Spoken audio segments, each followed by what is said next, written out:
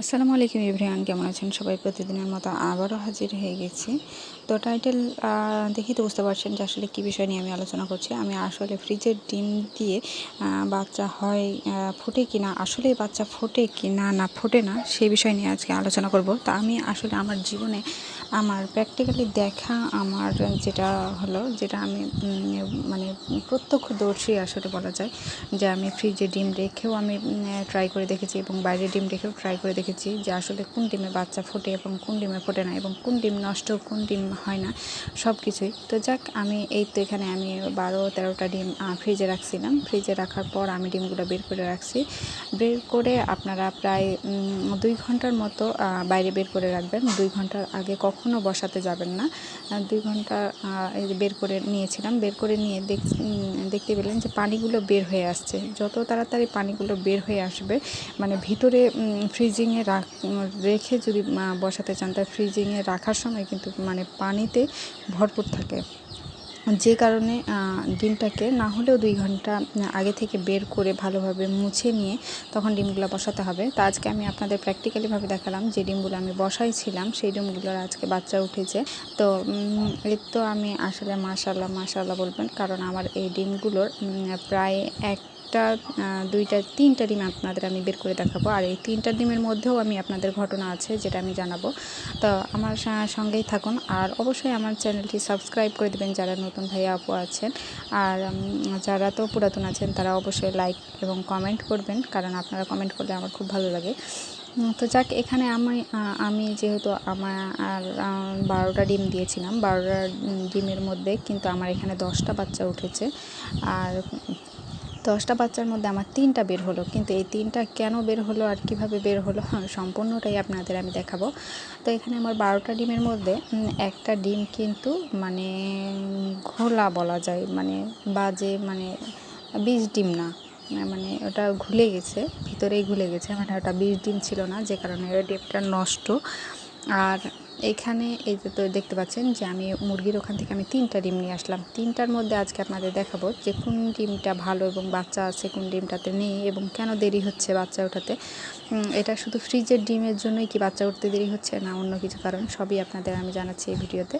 তো এই তো আমার 3টা ডিম আমি অন্ধকার লাইট করে নিয়েছি। লাইট করার পর এই যে আমি এই ডিমটা দেখছি, এই ডিমের দেখতে পাচ্ছেন যে পুরো কালোটা না, মানে এটা কিন্তু বাচ্চা হতে হতে আর হয়নি, মানে এটা ঘুলে গেছে ডিমটা, যার কারণে আসলে এই সমস্যা।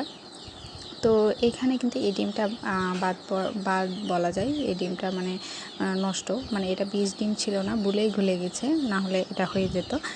আর আদার্স আরও একটা আছে যেটা আমার অন্য মুরগিতে ওখানে বসে ডিম দিয়ে দিয়েছিল। তো এটা টাটকা ডিম, মানে এটা দেখেই বোঝা যাচ্ছে কোনো প্রকারের রক্ত হয়নি, কোনো প্রকারের মানে মানে বীজের যেটা চিহ্ন থাকে সেটাও নেই। আর এই যে যেটা বলবো যে যেই ডিমটা আমি দেখালাম সেই মুরগিটির ডিম, কিন্তু এটা 2 দিন আগে পেড়ে দেওয়ার কারণে এখানে কিন্তু আমার বীজে মানে বাচ্চা চলে আসছে।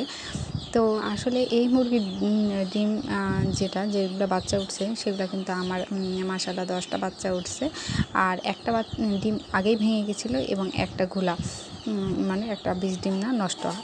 আর এই 2টা যেটা আপনাদের দেখালাম, এই 2টা হলো অন্য মুরগির ডিম, ওখানে বসে গেছিলো। এই মুরগিটা যখন উঠে যায় অন্য জায়গায় বা খাওয়ার জন্য উঠে যায়, তখন অন্য ডিম বসে এখানে কিন্তু পেড়ে দেয়। তো যাক, আমি আমার এই যে বাচ্চাগুলোকে বের করে নিব।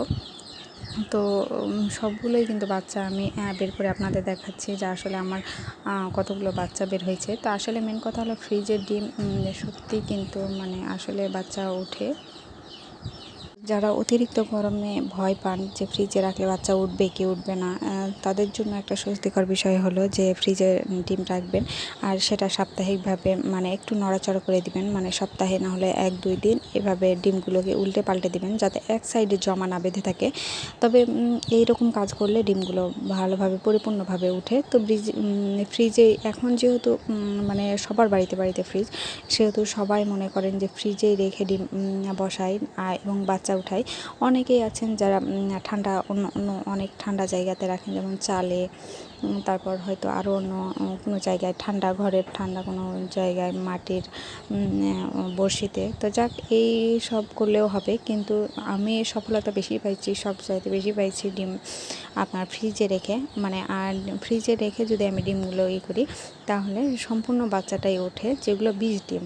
আর ফ্রিজে যদি রাখতে চান বাচ্চা ওঠানোর জন্য, তো অবশ্যই বীজ ডিমগুলো দেখে রাখবেন, যাতে বীজ ডিমগুলো বাচ্চা ওঠে, তাহলে ভালো ফলাফল পাবেন। অবশ্যই ফ্রিজে বীজ ডিমগুলো দেখে রাখবেন। পরে আবার হয়তো বা মনে রাখবেন যে হয়তো ফ্রিজে রাখলাম তারপর বাচ্চা উঠলো না। আসলে বীজ ডিম হলেই ফ্রিজেই রাখেন আর যেখানেই রাখেন না কেন বাচ্চা উঠবে, কিন্তু বাইরে রাখলে অনেক গরমে অনেক ঘুলে যায়, যে কারণে বাচ্চা ওঠে না। তো অবশ্যই এই কাজটা করবেন। আর এবার এটাও মনে রাখবেন, ফ্রিজে রাখা আর মানে এই নয় যে ডিপ ফ্রিজে রেখে রাখা। আসলে ডিপ ফ্রিজে কখনোই মুরগির ডিম রাখতে যাবেন না, নর্মাল ফ্রিজে রেখে বাচ্চা উঠাবেন। আর সেটাও বেশি দিন রাখতে যাবেন না, কারণ বেশি দিনও ফ্রিজে যদি রাখেন 1 মাস 2 মাস বা 2.5 মাস বা 3 মাস, সেই ডিমেও কিন্তু ছোট ছোট ছিদ্র হয়ে যায়, যে কারণে বাচ্চা ওঠে না। তো যাক, অবশ্যই ফ্রিজে রাখা লাভজনক। অবশ্যই আমার কথা মনে রাখবেন। ভালো থাকবেন। আসসালামু আলাইকুম।